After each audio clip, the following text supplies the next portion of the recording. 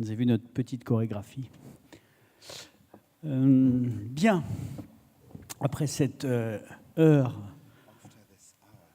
de bombe, on va peut-être commencer. Alors, donc, Linette. Bonsoir, Linette. Tu nous entends? Good evening, Linette. Can you hear us? I can. Bonsoir, Linette. Bonsoir, Philippe. Donc, on va commencer peut-être. Vous pouvez applaudir Linette parce qu'elle vient d'obtenir un.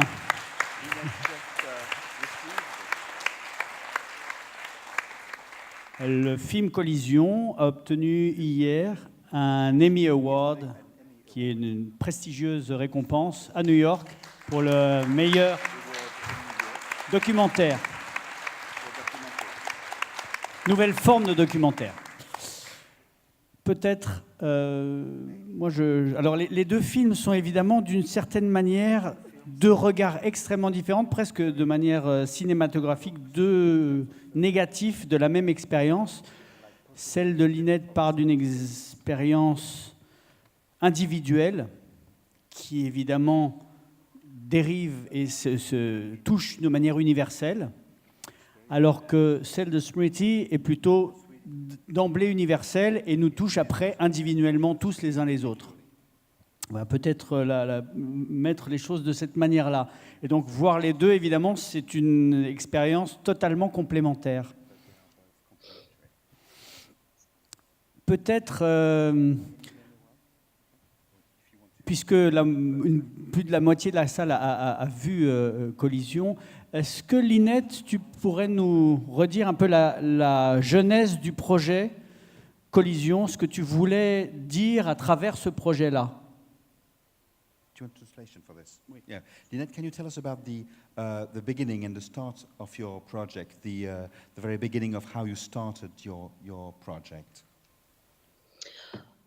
Yes, I was invited by the Madhu women painters to come and film them. So it was really an invitation to come and film this remote community. And on my first night with them in the desert, I heard the beginnings of this story, of Neri's story. And I had to return a year later to meet him and to hear his story from him firsthand. Oui, j'ai été invité par une communauté de peintres femmes à les filmer. Et j'ai passé une nuit dans le désert avec elles et à entendre tout le début de l'histoire. Je suis revenu ensuite, un an plus tard, pour écouter de sa part à lui-même quelle était son histoire de sa bouche à lui.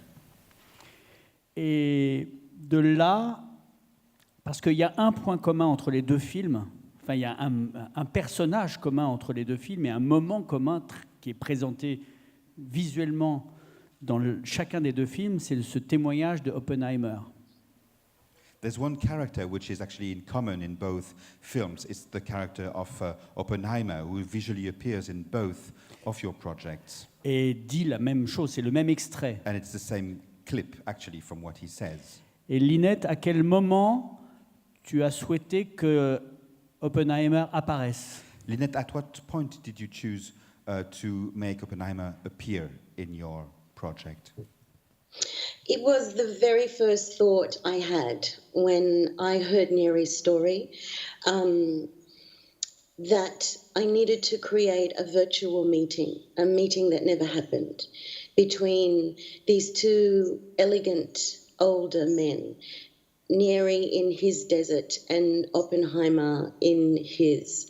And so originally it was the only thing I imagined, that I needed to construct a way for the two to meet.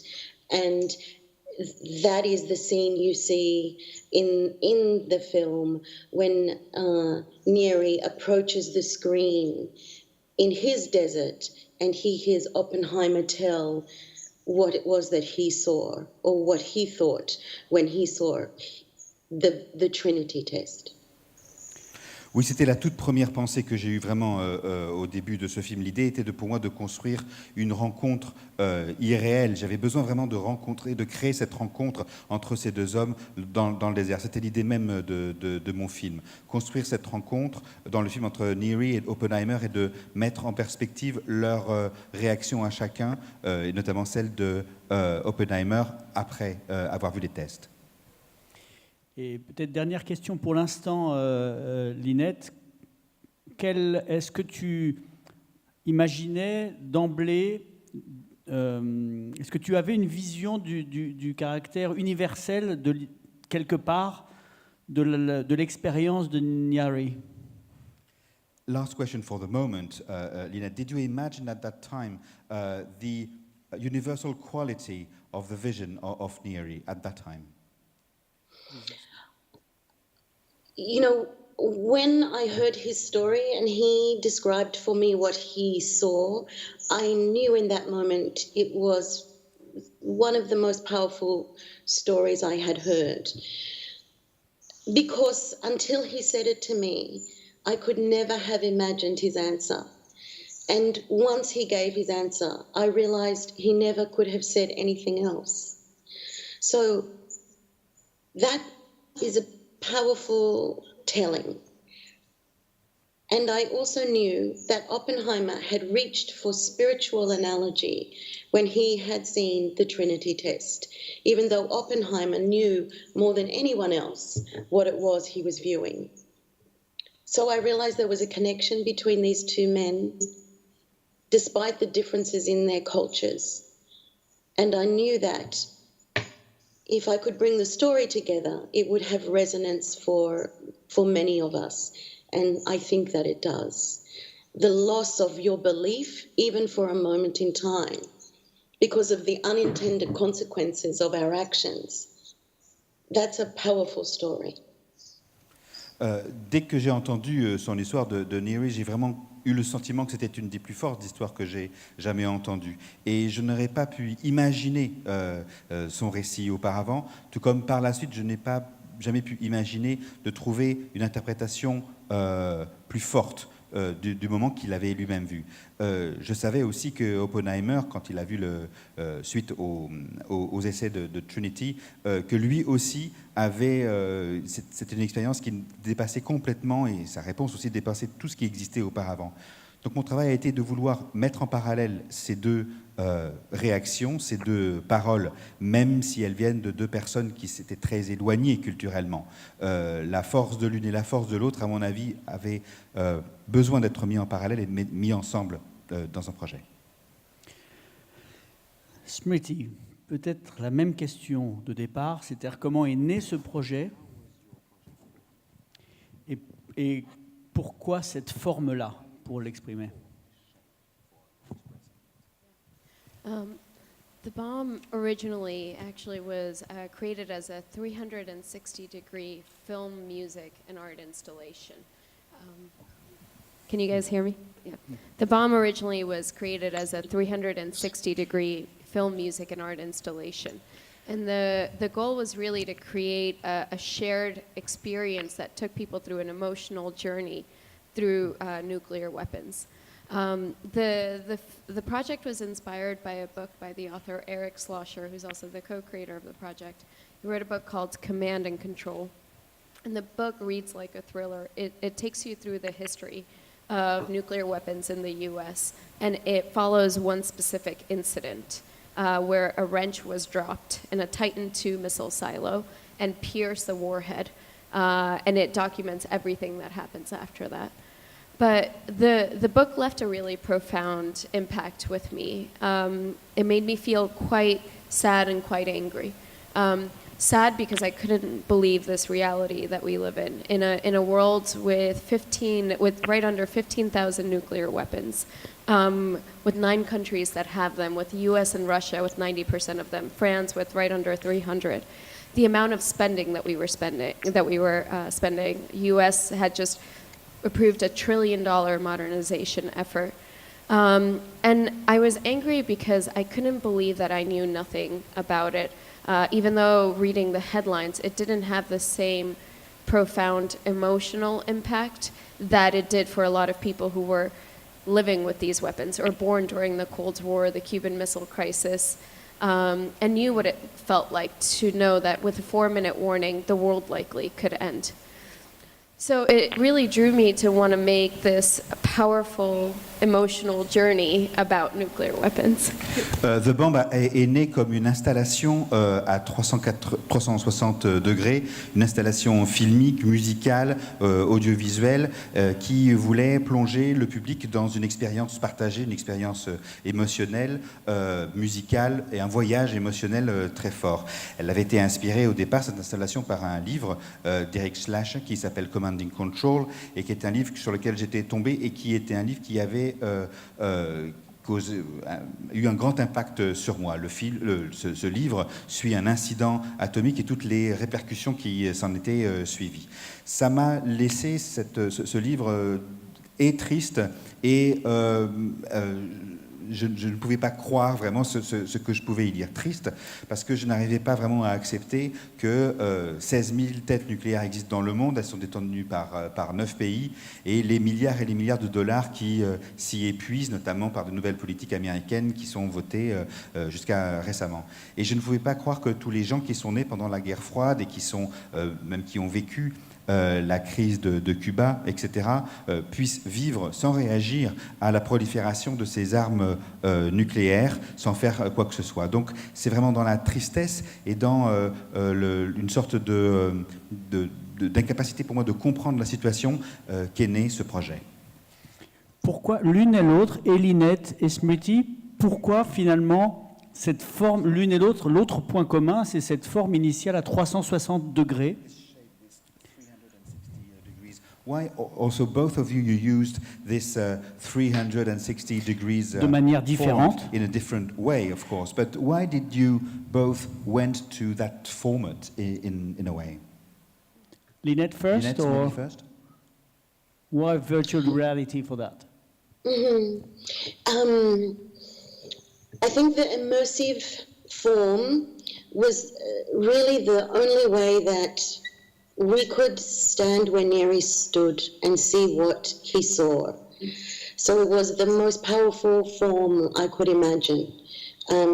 Originally, actually, I imagined to present the work as an installation piece until I saw 360 VR, and I realized that Neri's point of view could best be presented in that way. When you film with a 360 camera, exactly where you put that camera is where the audience feel themselves to be. So it meant for that crucial point, which is the heart of the story, you could stand where he stood. You could see those kangaroos flying past your feet and see that spirit cloud rising.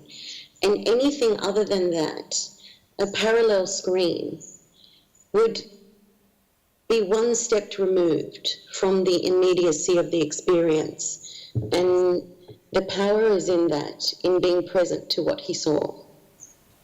La forme immersive que propose l'écran à 360 degrés était pour moi le seul moyen de nous mettre à la place des gens que je voulais représenter. D'abord, j'ai pensé réaliser ce film comme une installation, en fait, jusqu'à ce que je découvre ce que c'était que la réalité virtuelle et les caméras qui filment à 360 degrés. Filmer à 360 degrés, c'est vraiment mettre le public vraiment dans un univers immersif qui le met exactement à la même place que les acteurs de l'action à l'époque. C'est les mettre au cœur de l'histoire, de voir les éléments, les kangourous qui volent autour de tout ce qui peut se passer vraiment dans le moment. Et il m'a semblé que c'était vraiment la meilleure façon de rendre compte de ce que je voulais montrer. For quite some time, even before reading Command and Control, I had been thinking about this idea of putting people inside of a film.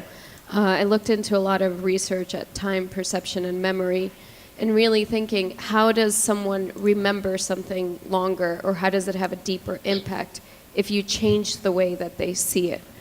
At the same time, at the height of the Cold War and the Cuban Missile Crisis, there was a strong sense that the world could likely end with a 4-minute warning. And it was something that was really strongly felt. I've spoken to a lot of my friends' parents and others that talked about this sentiment. But for a lot of people who weren't born during that time, nuclear weapons are an abstract thought. There's no emotional connection to them because they're completely out of sight and out of consciousness. And so the goal was really to create a shared experience that took you through the emotions of nuclear weapons, that showed you them as symbols of power, that showed the ingenuity of the machine, that showed the adrenaline of testing, the beauty, the haunting beauty of it, and also the reality, the sobering reality of Hiroshima and Nagasaki, looking at the perversion of science. But it was really important that it was also shared with others.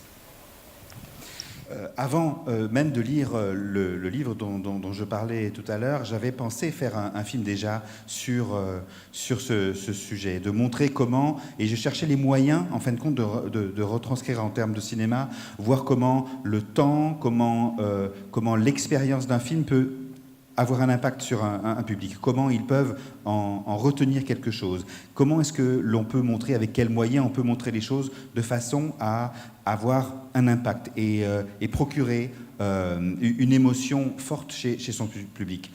J'avais parlé à beaucoup de gens, à des amis, à des parents d'amis surtout, des gens que je connaissais, de leurs sentiments pendant la crise des missiles de Cuba. Et les gens me disaient que vraiment à l'époque, ils avaient vraiment eu le sentiment que le monde pouvait à chaque instant venir à sa fin. Ce sentiment-là, il n'existe plus du tout aujourd'hui chez les gens qui m'entourent, parce que les armes, elles sont cachées, et les gens n'ont pas de lien avec ce qui se passe là-dessus, ils n'ont pas de lien émotionnel. C'est justement ce lien émotionnel avec une réalité aujourd'hui que j'ai voulu créer. J'ai voulu partager une émotion avec des symboles, avec des images, avec des sentiments, avec des images, montrer l'adrénaline que représentaient ces essais, que représentent ces essais atomiques, la beauté parfois effroyable, mais bien réelle de ces images et de ces expériences-là, la réalité cruelle et violente d'Hiroshima, de Nagasaki, et de toute la perversité que peut avoir ces événements scientifiques. And it's maybe worth noting that in New York and in Glastonbury, we had it in 8 40-foot high screens all around you with the live score in the center. And people could walk around. Some chose to stay in one place, others were closer to the band. And people kind of moved around. Some people danced at moments of it. So it was a completely different experience that was designed by United Visual Artists. Il faut dire qu'à New York et à Glastonbury, dans ce festival, quand ce film a été présenté, le film était montré sur des écrans géants qui entouraient le public et que la musique était interprétée live et que les gens pouvaient bouger à l'intérieur de ce dispositif. Ils pouvaient même danser. Certains se mettaient à danser à certains moments. C'était donc une expérience très différente et très originale pour montrer ce film. Et on aimerait beaucoup emmener ce dispositif-là en France pour montrer le film. Du coup, tu as la sensation que les spectateurs il manque une dimension?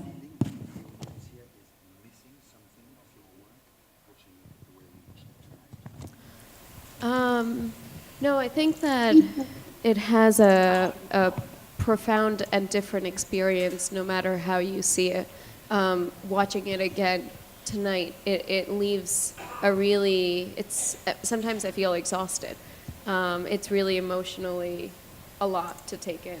Yeah. What do you think? Non, il me semble que c'est une expérience différente, mais tout aussi profonde. Moi, j'étais là dans la salle et je trouve que ça vous laisse dans une sorte d'épuisement. Moi, j'étais épuisé ce soir par l'émotion en regardant le film ce soir. Mais qu'est-ce que tu en penses, toi? Moi, juste ce que j'en pense à titre personnel, c'est que ce que dit Smriti et d'une autre manière ce que montre Lynette, c'est que effectivement cette bombe, moi je me souviens qu'enfant, on montrait à la télévision les essais nucléaires et c'était très beau pour un enfant qui regardait juste cette bombe qui explosait, c'était des images magiques. J'ai ce souvenir-là en fait, et d'avoir du coup. When I was what I can say donc ça c'est une expérience personnelle. Very personal is that those atomic tests were screened on TV when I was a child, and they looked so beautiful to me. I had a feeling of great beauty. This is what my reaction was as a child watching Et that. donc c'était complètement déconnecté évidemment de la destination finale de cet objet qui était si beau. My feeling was completely then disconnected, of course, of the final destination and the purpose of those trials. Et d'une certaine manière, c'est ce qui arrive à Nyare. In a way, it's what happened to Nyare. Il trouve ça magnifique, He il trouve believes que c'est son Dieu qui lui amène un beautiful. message positif. He has the feeling that it's his God who comes back to him and brings him a positive message. Du coup, ça m'amène à poser une question à Corentin, qui n'était pas prévue, donc il va paniquer. This Peut-être. leads me to ask C'est a question que- to Corentin, est-ce que- which was unexpected question. Est-ce que cette dimension esthétique-là de la bombe, elle est voulue? C'est quelque chose qui prend corps en même temps que le fait de découvrir une arme plus puissante que ce qui n'a jamais été fait. Est-ce que cette dimension esthétique, elle existe dès le début, dès les premiers essais? On se dit, mais c'est par ailleurs quelque chose de très beau. There is a aesthetical dimension in those tests. Were they on purpose? Do you think that it was on purpose that this dimension existed at the beginning? Et du coup, dit autrement, est-ce qu'il y aurait d'autres moyens que cette bombe explose sans faire cette très belle image? To tell it otherwise, would there be other ways of having those explosions without having the beauty of the explosion? Non. No. Oui, ça marche, ok. La réponse courte est non. On ne choisit pas les effets de la physique. Et effectivement, on peut approcher cette explosion de différentes manières. On a tous, je pense, une façon très personnelle d'aborder la bombe. On a tous, je pense, enfin moi personnellement, ça m'a également marqué dans mon enfance. Pas juste le caractère esthétique, mais il y avait une forme de fascination positive et négative, où la beauté et le caractère fascinant de l'explosion et le volume, la taille, enfin, l'ordre de grandeur était peu connu, enfin était incroyable. Mais en même temps, je l'associais à une peur profonde, une terreur. Je l'associais à la crainte d'une guerre, etc. Pour moi, les deux ont toujours contrebalancé, se sont toujours contrebalancés. Et c'est quelque chose qu'on retrouve. L'esthétique qui est très présente dans The Bomb en particulier, qui passe par les défilés, cette façon quelque part absurde d'esthétiser des capacités de plus en plus destructrices, parfois avec des couleurs très vives, des couleurs ridicules en comparaison du but. Cette esthétique-là, c'est quelque chose qui relève de la propagande et évidemment qui est utilisé dans le film pour contrebalancer la brutalité, les émotions brutes quelque part que l'arme nucléaire peut susciter chez l'être humain en général. Et à l'inverse, la façon dont les gouvernements ont, au moins au début, mais même parfois encore aujourd'hui, présenté ce type de capacité à l'opinion. Et du coup, alors une question plus concrète et moins esthétique. Aujourd'hui, ça représente quoi, effectivement, économiquement, l'ensemble, si tant est qu'on puisse le chiffrer, hein, mais l'ensemble de l'armement nucléaire sur l'ensemble des puissances nucléaires, celles qui le sont officiellement et celles qui le sont moins officiellement? C'est impossible à chiffrer là encore. On peut parler des différents pays. Déjà, il y a des chiffres qui sont publiés dans notamment les démocraties qui publient les chiffres de leurs dépenses militaires, où là on peut évaluer les dépenses. Donc le chiffre qui a été donné de 1000 milliards de dollars pour la modernisation de l'arsenal nucléaire américain pour les 30 prochaines années. On est même maintenant à 1200 milliards d'estimation. En France, on dépense en moyenne actuellement 3,5 milliards d'euros par an pour les forces nucléaires. Mais après, si je vous donnais le budget du ministère de la Culture à côté... et à côté de ça, on n'a aucune idée concrètement de combien la Chine ou la Russie ou la Corée du Nord, quel montant ça représente, quel volume financier ça représente. On n'en a aucune idée. On peut avoir une estimation, mais on n'en a aucune idée. Mais tout ce qu'on sait, c'est que c'est ce qui a été dit. Parmi les 9 États qui possèdent l'arme nucléaire, tous sont en train, au minimum, de pérenniser leurs capacités pour les prochaines années. Quand je dis pérenniser, c'est-à-dire qu'on veut s'assurer qu'elles vont fonctionner pour les 30, 40, 50 prochaines années. Et parfois même on les modernise, c'est-à-dire qu'on cherche à aller plus loin, à chercher d'autres types de capacités, plus de précision, ou simplement à augmenter la taille de l'arsenal, ce que fait actuellement par exemple la Chine. Mais après, donc les trajectoires ne sont pas les mêmes selon les pays. Les États-Unis tentent à réduire le volume de leur arsenal nucléaire. En Asie du Sud, le Pakistan notamment tend à augmenter le volume de son arsenal nucléaire. Donc les trajectoires ne sont pas les mêmes, mais il y a un élément commun qui est cet élément technique de pérennisation et de modernisation. Oui, aucun État ayant l'arme nucléaire n'imagine ne plus l'avoir. Alors ça s'est passé une fois. L'Afrique du Sud avait l'arme nucléaire et elle s'en est débarrassée, mais dans le contexte actuel où ce qu'on voit depuis un certain nombre d'années, notamment depuis 2014 en Europe, c'est un retour des tensions entre grandes puissances, du retour des rapports de force, et même de l'intimidation nucléaire par certains États. C'est vrai que la tendance aujourd'hui n'est pas à réduire le rôle de l'arme nucléaire dans les arsenaux.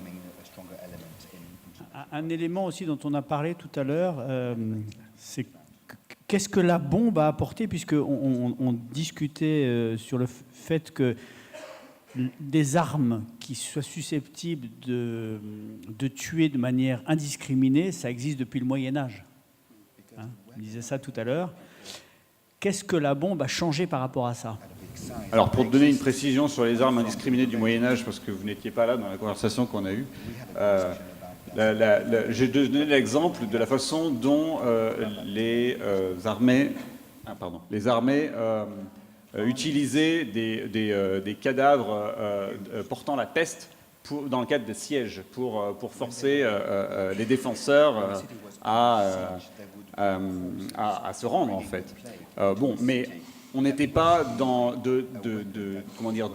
l'ordre de sophistication qu'on a vu au XXe siècle avec les armes biologiques, où on a militarisé des agents biologiques et là atteint des capacités véritablement indiscriminées de mort, quelque part.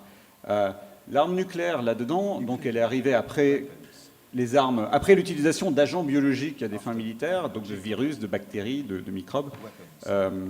Après l'apport du chimique, après l'invention des armes chimiques qu'on a vu particulièrement par ici pendant la Première Guerre mondiale, l'arme nucléaire, elle change une seule chose, c'est qu'avec une seule arme, on a une zone d'effet de destruction qui est incomparable avec le reste des autres. C'est la nature de ce qui a été appelé par certains la révolution nucléaire.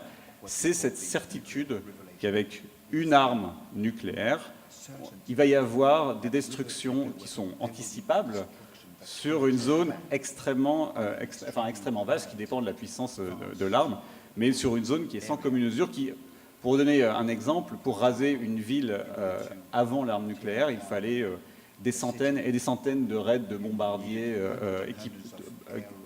remplis de bombes conventionnelles. Avec une arme nucléaire, on considère qu'on peut détruire le centre d'une ville moderne. Ce que ça change, c'est ça. C'est fondamentalement c'est l'échelle. L'échelle et le fait que avant l'arme nucléaire, on pouvait encaisser des dommages parce que c'était très progressif.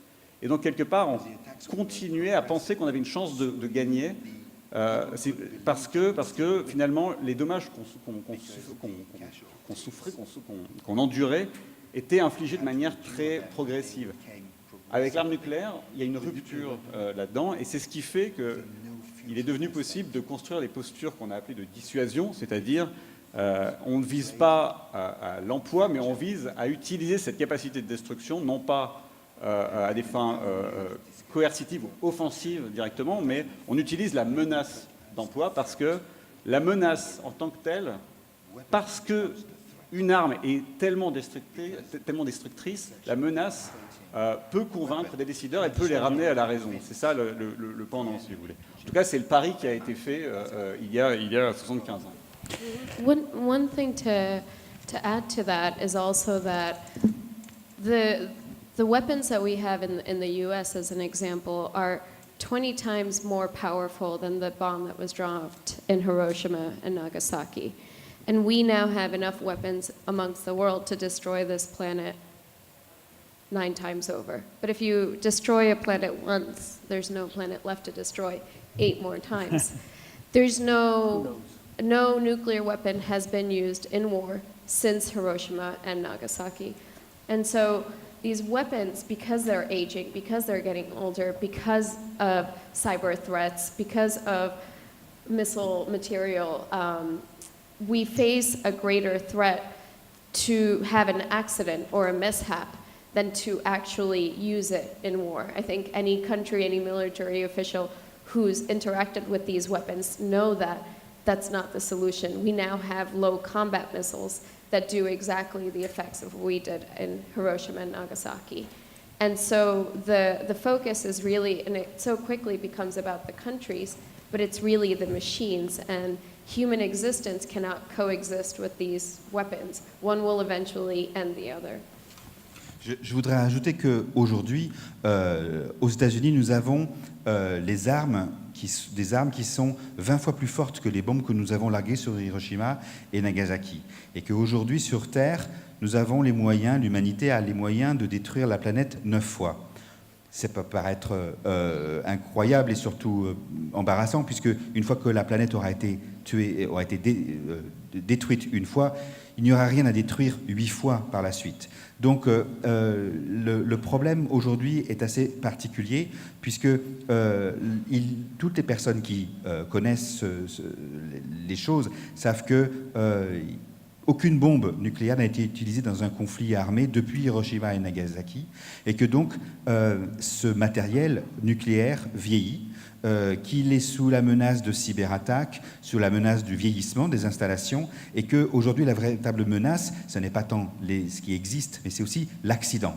C'est ça qui devient l'accident. Et toutes les personnes qui sont proches de ces milieux-là et professionnels de ça savent qu'aujourd'hui nous avons des missiles qui sont équivalents, qu'on pourrait utiliser, qui sont équivalents de bombes qu'on utilisait sur Hiroshima, mais c'est l'âge et le vieillissement du parc nucléaire international. Aujourd'hui, on parle dans les journaux des conflits entre pays, quand il s'agit mais je pense que le problème, c'est vraiment l'âge des machines et ce qui se passe au niveau de l'ingénierie de ces bombes. Peut-être passer la parole à la salle.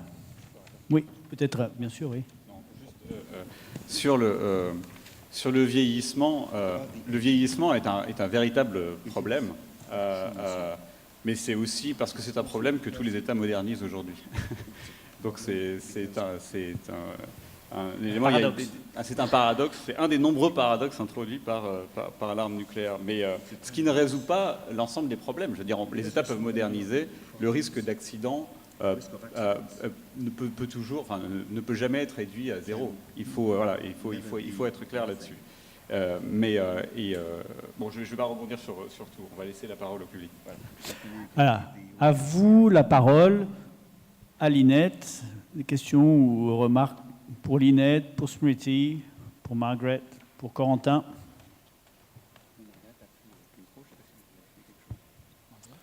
Bonsoir. Je voulais poser la question à l'expert par rapport à le côté dissuasif de l'arme nucléaire. Est-ce que l'efficacité de la dissuasion nucléaire par rapport au risque que ça représente, est-ce que ça a été chiffré, est-ce que ça a été évalué? C'est une question à laquelle vous constaterez qu'à chaque fois qu'on pose une question, je dis que c'est difficile de répondre, mais ce sont des questions complexes. Non, on peut pas évaluer, si vous voulez, mathématiquement ou même de manière globale, inclusive, l'un et l'autre. On ne peut pas rapporter l'un à l'autre. On peut regarder ce qui se passait, quelle était la tendance dans l'histoire militaire avant l'arme nucléaire. On peut regarder quelle a été la tendance après. Et c'est quelque part ce qui fait qu'aujourd'hui, il y a encore des États qui pensent que la dissuasion nucléaire est un moyen de prévenir la guerre. C'est-à-dire que l'histoire militaire, ça a été une histoire de l'intensification, de l'industrialisation de la guerre, particulièrement à partir du 19e siècle, de la révolution industrielle. Et ça a culminé avec, finalement, avec Hiroshima et Nagasaki, mais ça a culminé avec tout ce qu'il y avait avant. Ça a culminé avec les 60 millions de morts de la Seconde Guerre mondiale, qui n'ont été causés, on va dire, dont 200 000 ont été causés par les bombardements nucléaires.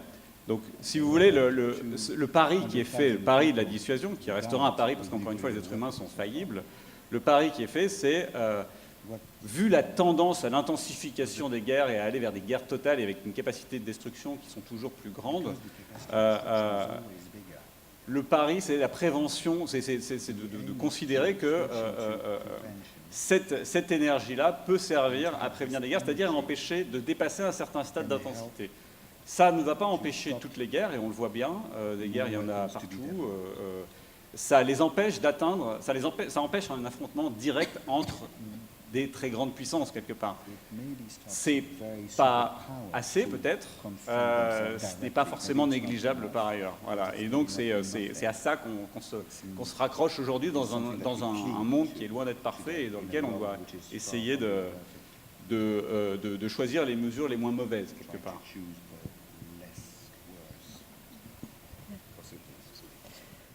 I just wanted to weigh in and say, as someone that was sitting in your seat 8 months ago, someone that had no sort of history of knowledge about nuclear weapons and that really just got involved in the film after a screening similar to this in Berlin, I think part of the issue with nuclear weapons is the complexity and this feeling that how do we evaluate deterrence? Is it working? Is it not working? I think what makes these weapons so unique and so sort of intimidating is just their scale and sort of as individuals, how little we feel we can control them.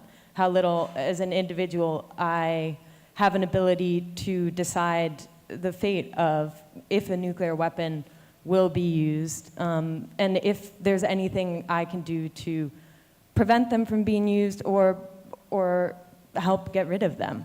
And I think because of their destructive power, and because ultimately that power rests in the hands of a few individuals, it's our responsibility to get informed, to feel that we have a voice, no matter sort of how informed about the issue we actually are. And I think that, I think that what the bomb does and what collisions does as well, what we're trying to do is to give people a voice and feel like they do have some power if we come together and have these conversations, even though they're tough and sort of unknown, that ultimately we should have a decision in the fate of not only our own countries, but essentially the world. That's what I think.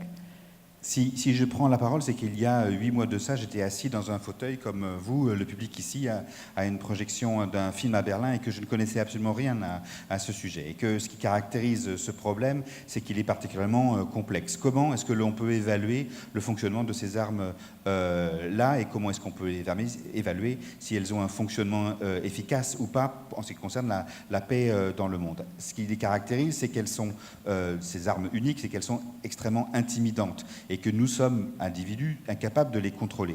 Comment les arrêter? Comment s'en débarrasser?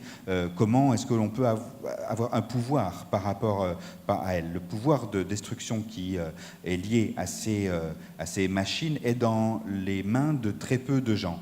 Et je pense simplement que, et c'est la raison pour laquelle je me suis impliqué dans ce film, je pense que ce que l'on peut faire, nous, en tant qu'individus, c'est s'informer et s'impliquer, avoir l'information, essayer de savoir quels sont les effets et les fonctionnements de ces bombes. Je pense que les peuples peuvent avoir un pouvoir, même dans un sujet aussi compliqué et aussi obscur.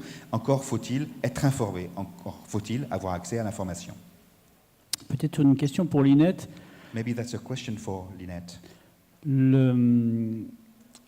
la connaissance que Nyari a eue du fait que c'était un essai atomique est arrivée 20 ans après l'essai lui-même, c'est-à-dire il y a 20 ans, ou il y a même 30 ans. Et est-ce que l'ensemble de la population aborigène, à ce moment-là, a réalisé concrètement ce qu'était cette arme nucléaire, puisque pour eux, c'était une vision qui n'avait pas du tout ce sens-là. Qu'est-ce que ça a provoqué? Parce que le film ne pointe pas tellement ce moment-là, en fait. Il passe au-dessus et il passe après. Mais qu'est-ce qui s'est passé au moment où ils ont réalisé que c'était des essais nucléaires et ce que voulaient dire ces essais nucléaires? When Nyeri realized what kind of nuclear trials and that were happening, what was the reaction, do you think, among the Aboriginal people? What happened really? Because it's not something that we can actually see in your film. What was the reaction then for those people when they realized what had actually happened? So I've asked Nyeri when he understood what it was that he saw, and it was many, many years later, because as this story tells, Nyeri was still pre-contact when he saw that atomic test. And so he didn't have the opportunity to ask that question until many years later.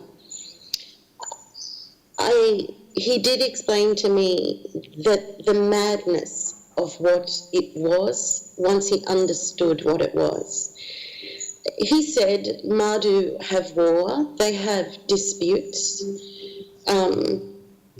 He said to me, you know, if you hurt someone, then I can put a spear in your shoulder. But what is a weapon that indiscriminately kills all the people, all the children, all the animals, all the plants, and destroys the air? That is a madness. That's what he came to understand. I think, therefore, in collisions, what's important is he and I, on his behalf, am trying to make a relationship between this weapon and not just war, but our entire environment. And not just weapons when used in war, but weapons when used in testing. Because every time one of those bombs is tested, it's still a bomb being tested. And it will impact the water, it will impact the air, and it will impact future generations. And that's Nyeri's message. It's a message from the oldest living culture about how we tend to this planet on behalf of the generations that are yet to be born. Nyari, il a compris bien des choses, mais bien de temps après. Et moi-même, je n'ai pas pu toujours lui poser exactement les questions. Il lui a fallu beaucoup de temps. C'est la folie de ces essais nucléaires qu'il a fini par comprendre, mais c'était quelque chose qui était très difficile pour lui d'envisager. Les Madous avaient des guerres, ils avaient des disputes, et quand ils avaient un conflit, ils pouvaient se dire l'un à l'autre qu'ils pouvaient, voilà, je te planterai une lance dans le dos, dans l'épaule, si jamais tu me fais ceci et cela. Mais d'imaginer une arme qui tue tous les hommes, tous les enfants, toutes les personnes, qui tue, qui détruit l'air, qui détruit les animaux, qui détruit tout l'environnement, là, c'est quelque chose qui est très difficile à comprendre. On peut, à ce moment-là, prendre conscience de l'énormité de la différence et de l'énormité de ce que ça a pu représenter pour eux.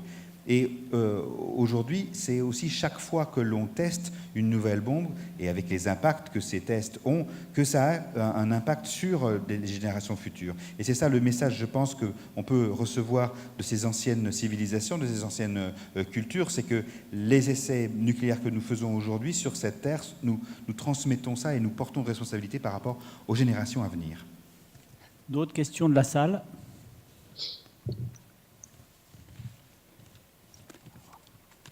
Peut-être moi j'ai une question à Smriti. Ah, là-bas ou... Ah oui, Christophe. Bonsoir. Une question très terre à terre et pour faire écho au vieillissement de cet armement nucléaire. Est-ce qu'on sait, c'est à Corentin que je voudrais poser la question, est-ce qu'on sait en France où sont stockées toutes ces armes? Et est-ce qu'il y en a par exemple Enfin, en France métropolitaine, par exemple. Oui, on sait. Les armes nucléaires, il y a très peu d'installations en France qui sont équipées pour les accueillir. Vous avez les bases de l'armée de l'air, 3 bases de l'armée de l'air qui sont équipées pour le faire. Une base de la marine qui est à Brest, à l'île Longue. Je ne vais pas vous citer les 3 bases de l'armée de l'air, on s'en fiche un peu. Et un site du commissariat à l'énergie atomique où elles sont assemblées en tant que telles. Et tous ces sites sont connus et sont même visités par des délégations étrangères, etc. Donc oui, elles sont toutes en France métropolitaine, en l'occurrence, sauf celles qui sont en patrouille de dissuasion, c'est-à-dire sur un sous-marin qui est en permanence caché au tapis au fond des mers, et au cas où, dans le pire des cas, qui serait prêt à faire feu, et qui a été là depuis le milieu des années 70, pas le même, je vous rassure. Sinon c'est plus du vieillissement là. Mais voilà ce qu'on sait. On sait précisément, on sait où elles sont stockées, bien sûr. Un mot sur. Oui, pardon. Est-ce qu'il y a un réel danger? On parlait tout à l'heure la réalisatrice du film. Écoutez, pas en France, la question du vieillissement, elle s'est posée, notamment posée aux États-Unis où ils ont très peu, enfin pour des raisons très compliquées, ils ont très peu investi dans le renouvellement de leur arsenal à partir des années 90. Donc ils ont très peu investi notamment dans le complexe, ce qu'on appelle le complexe nucléaire, c'est-à-dire les laboratoires. Maintenir la main-d'œuvre, maintenir l'expertise suffisante pour manipuler, entretenir ces armes, et ils ont eu de sérieux problèmes de sécurité, de sûreté. Voilà. En France, on n'a pas eu, dans le domaine public en tout cas, de cas similaires. On n'a jamais trop eu de problèmes jusqu'à présent pour financer les programmes qui sont destinés à maintenir la sûreté et la fiabilité des têtes actuelles. Un mot juste sur les essais, parce qu'évidemment, la moitié d'entre nous, au moins, ont vécu l'expérience extrêmement réussie, d'ailleurs, de collision. Et cette explosion et le nuage de cendres qui nous tombe dessus en réalité virtuelle, ce qui est extrêmement réussi, je pense. Il n'y a plus d'essais nucléaires grandeur nature aujourd'hui dans le monde. Le seul endroit où il y en a, c'est en Corée du Nord, et le dernier date de septembre. Mais c'est le seul pays qui actuellement teste des essais nucléaires, ce qui est un problème réel, bien sûr. Mais tous les autres États, pour l'instant, ont soit signé un traité les interdisant, soit ont signé un moratoire, se sont engagés à ne pas le faire. I had a question. In France, is there active debate on modernization, and what are the kind of financial implications of how much the country is spending now versus how much modernizing would be? And what is that of the total spending of like defense and? Yep. Alors en France, est-ce qu'il y a un débat sur la modernisation de ces armes nucléaires, et quel est l'investissement en termes financiers? Est-il réel, et y a-t-il un investissement là-dessus? Est-ce que c'est quelque chose aussi dont on parle? Il n'y a pas un débat extrêmement vif sur la modernisation, sur le nucléaire en général en France, pour des raisons historiques. En France, on associe quelque part, pas tout le monde évidemment, mais on associe la dissuasion nucléaire à l'héritage du général de Gaulle et à une posture indépendante au niveau international, une posture d'indépendance nationale. Donc il n'y a aujourd'hui pas un débat extrêmement vif sur ces questions-là. Ça bouge un petit peu, et ça va probablement bouger avec le traité d'interdiction qui a été soumis à signature aux Nations Unies. Et sur la modernisation, comme je le disais, donc on est à 3,5 milliards actuellement. On considère qu'au pic des dépenses, ça ira jusqu'à 6 milliards par an, ça devrait être en 2025. Ce qui va susciter un débat, ce qui va susciter un débat à la fois, ce qui suscite déjà un débat au sein de la communauté de défense, parce que si vous devez financer 6 milliards pour la dissuasion, vous avez les capacités non nucléaires qui pourraient en souffrir quelque part ou en pâtir. Donc ce qui va peut-être susciter un débat, il faut souhaiter que ça suscitera un débat parce qu'il ne faut pas qu'on dépense de l'argent sans réfléchir et sans comprendre les raisons pour lesquelles la question se pose quelque part. Donc je rejoins tout à fait l'appel pour que les individus s'approprient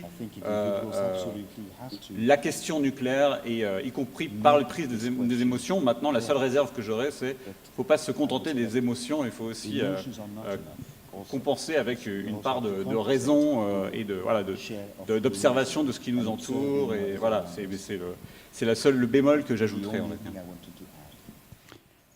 Malheureusement, je crains, parce qu'il est minuit passé ici. Il y a encore une dernière question. On dit que c'est une dernière, ou il y en a encore d'autres ou pas? Parce qu'on dit que c'est l'avant-dernière. Alors, l'avant-dernière et la dernière.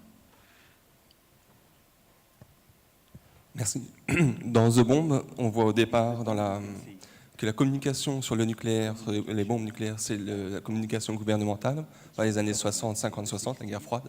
Et à la fin, c'est l'industrie militaire, enfin c'est le complexe militaro-industriel, Lockheed Martin, je crois. Donc finalement, est-ce que c'est pas un transfert, ma question, est-ce que c'est pas un transfert de la décision sur l'armement du gouvernement, donc normalement élu par les citoyens, donc ça reste démocratique, à un complexe militaro-industriel dont le but c'est quand même de faire de l'argent et d'être de plus en plus puissant. Donc, est-ce que c'est vraiment un effet d'image ou est-ce que c'est une réalité? Qu'est-ce que vous pouvez en percevoir?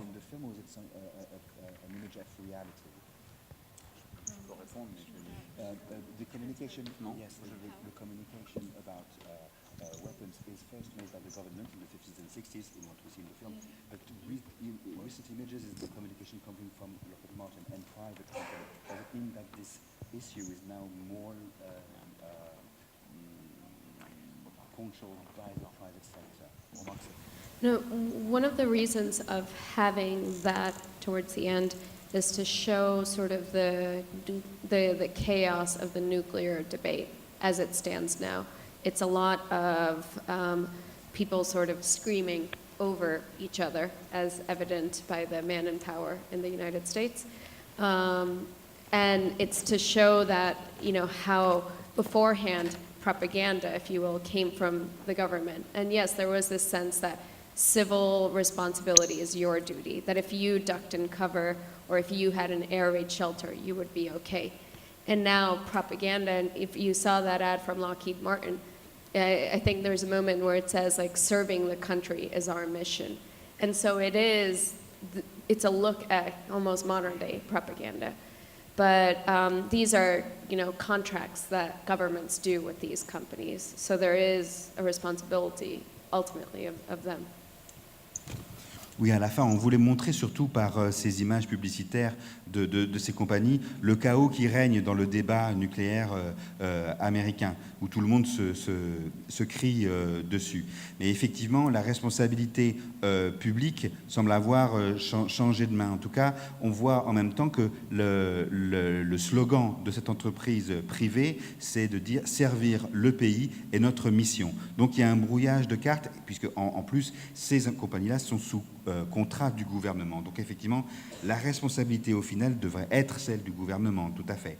Mais tout le monde, le flou règne dans le débat sur ce sujet en Amérique. Et peut-être un complément? Oui, sur cette question, alors on voit effectivement une forme de ce que j'appellerais, à défaut de mieux, patriotisme nucléaire, parce que vous avez à la fois une compagnie, enfin une entreprise comme Lockheed Martin, mais vous avez aussi l'Air Force Global Strike Command, qui est une partie de l'US Air Force en charge de conduire les missions nucléaires. Et chacun fait des spots parfois un peu obscènes, il est vrai, vantant les mérites et la splendeur de leur équipement. C'est vraiment c'est patriotisme nucléaire, c'est de la propagande, c'est de la communication, c'est beaucoup de choses. Maintenant, il ne faut pas confondre ça avec la décision, avec la décision en tant que telle qui sera faite de renouveler ou non, ou de toute manière de recourir à l'arme nucléaire de toute façon. Il faut distinguer la décision d'emploi, qui est une décision purement politique, gouvernementale, Alors ça peut nous rassurer ou non quand on voit qui est à la tête des États-Unis, effectivement, mais en tout cas, ça reste, c'est pas quelque chose qui est privatisé, si vous voulez. Maintenant, il y a un sujet récurrent aux États-Unis, effectivement, sur l'impact sur la façon dont les compagnies parviennent à donner l'impression qu'il faut moderniser parce que c'est de toute façon nécessaire, parce que le monde est de plus en plus dangereux, etc. etc. Je ne suis pas totalement sûr que sur le nucléaire, ils ont plus de mal à le faire que dans le reste des capacités, pour être honnête. Parce que sur le nucléaire, c'est tellement sensible politiquement que le Congrès des États-Unis fait preuve d'une certaine prudence, on va dire, pour ne pas financer tout et n'importe quoi. Et de toute manière, ils sont tenus par des traités internationaux en partie sur ces questions-là. C'est plus vrai dans le domaine non nucléaire, à mon sens. Yeah. And I'll just add, that ad was taken down after we got our hands on it. It can be found on the internet, which was quite surprising. Or no. Dernière question. Non. Et je dois dire que la publicité qu'on avait là, on l'a trouvée sur Internet, mais qu'aujourd'hui, elle n'y est plus. Donc, elle a été retirée.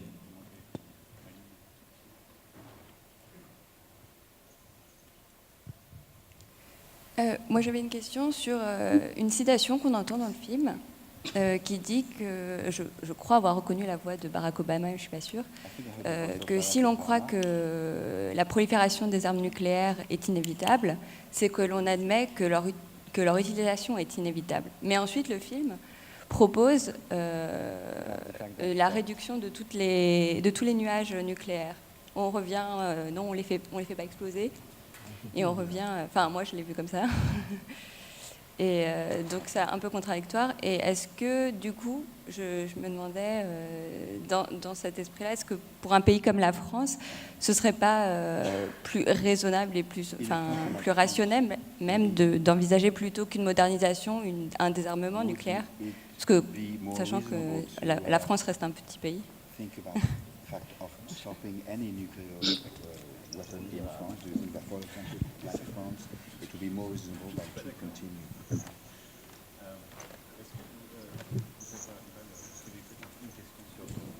Sur la fin, sur le...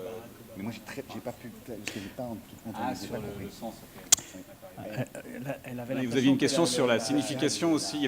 Est-ce qu'il y avait deux questions sur la signification des champignons atomiques qui se réduisent, c'est ça, à la fin, et est-ce que ça renvoie... Le lien avec Obama. Ouais, c'est ça. There was this quote from Obama, and then in the film you move to the proliferation of the bombing. So and down go down. Is there something that you wanted to say with that in particular? Is it something that you could tell us more about? The fact that it's connected to Obama. Connected with the quote from Obama that comes just before. Yes. I think what I would say about that is just, I think what's important sort of is the contrast, the stark contrast between Obama and Trump.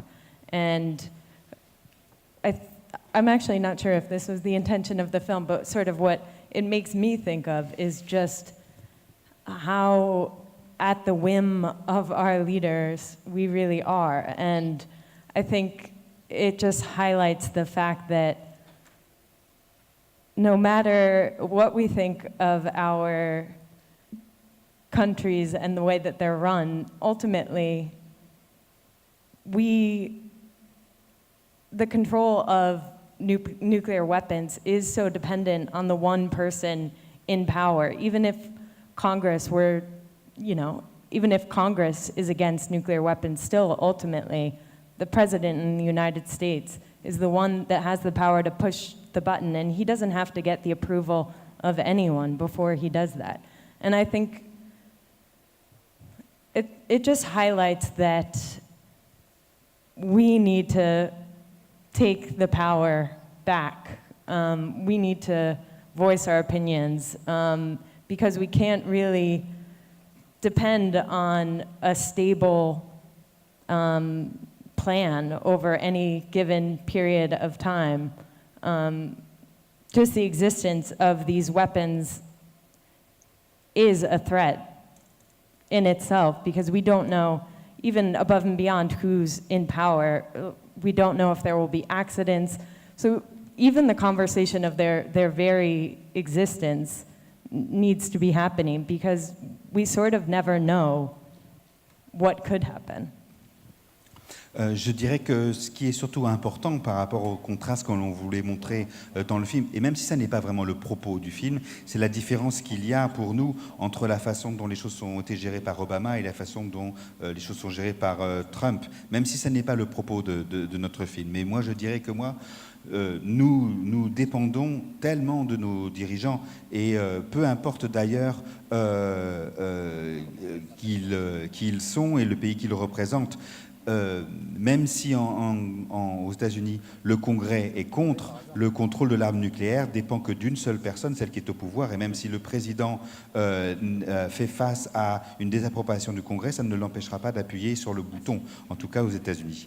Ça souligne à quel point nous devons reprendre le pouvoir, car il n'existe aucune stabilité à long terme dans le système qui est le nôtre, et la menace des armes nucléaires mérite que nous reprenions le pouvoir dessus en étant informés.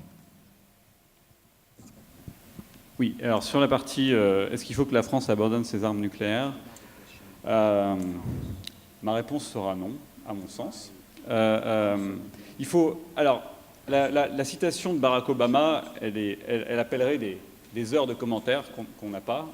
Je serais ravi d'en parler plus avant, mais pour être bref, la raison pour laquelle certains États ont cherché à se doter d'armes nucléaires, et notamment la France, ce n'était pas juste parce que d'autres avaient l'arme nucléaire.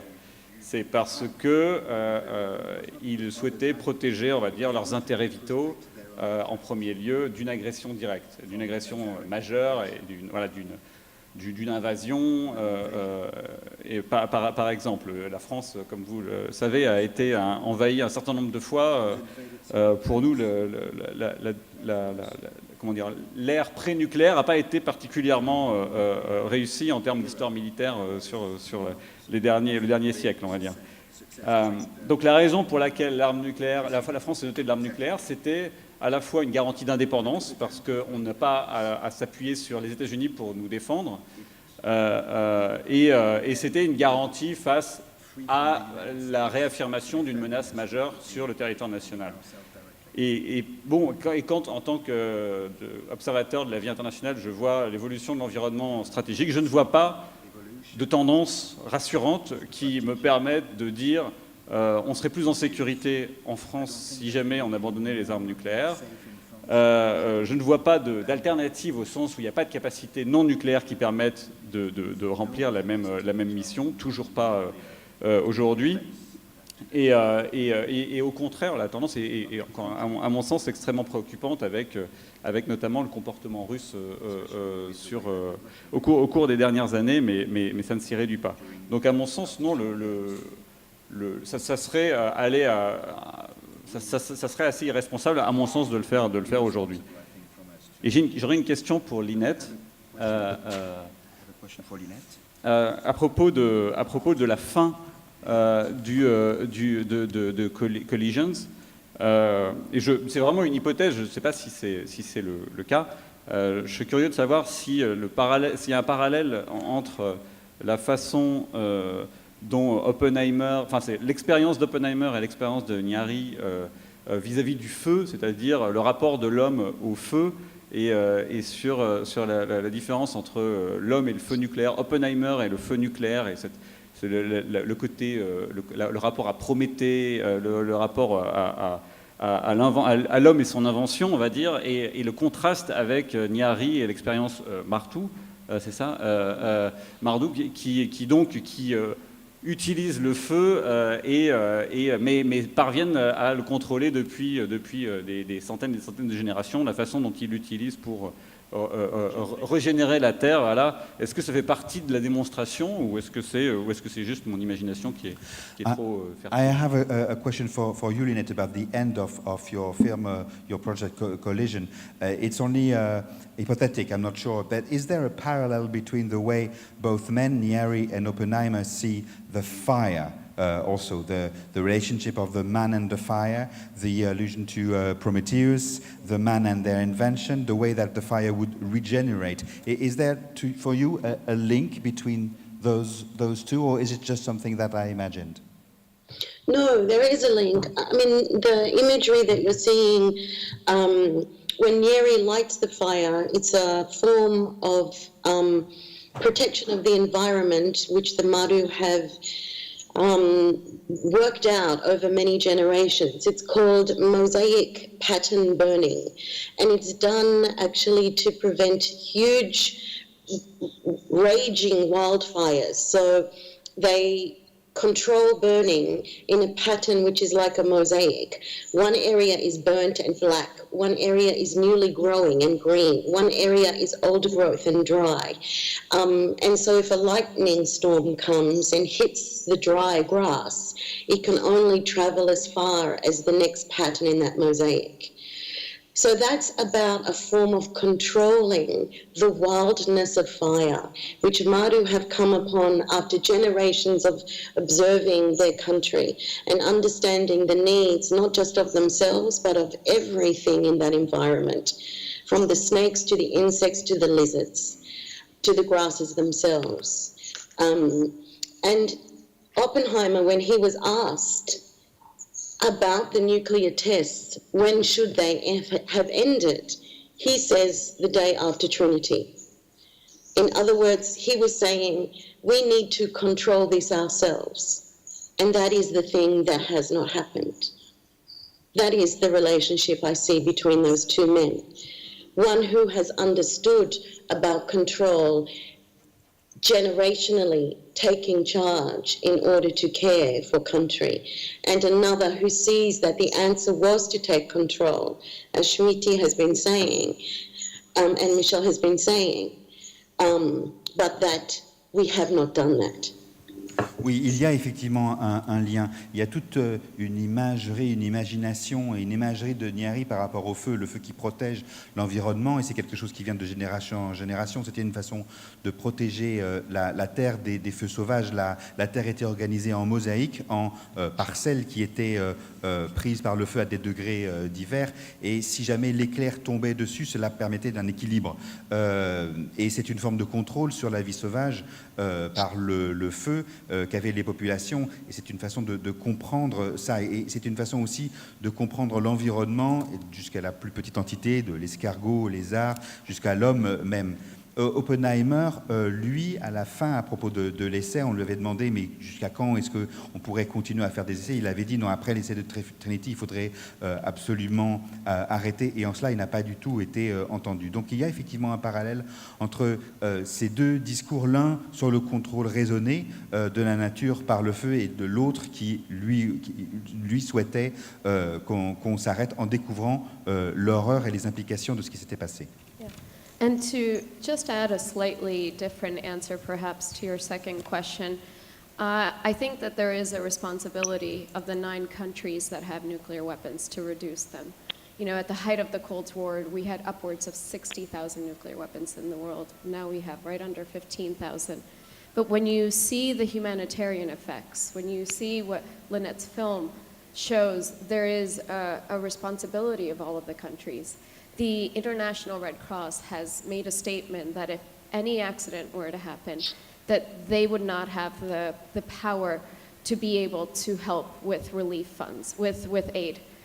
And when you look at the risk, when you look at all of the accidents and mishaps, it's again and again, it's sheer luck that has allowed us to avoid a catastrophe. But it's, the thing with luck is that it eventually does run out. And when you look at the effects on humans, on the planet, on animals, on agriculture, it's a question, and that's why debates like these are important, is that risk worth taking?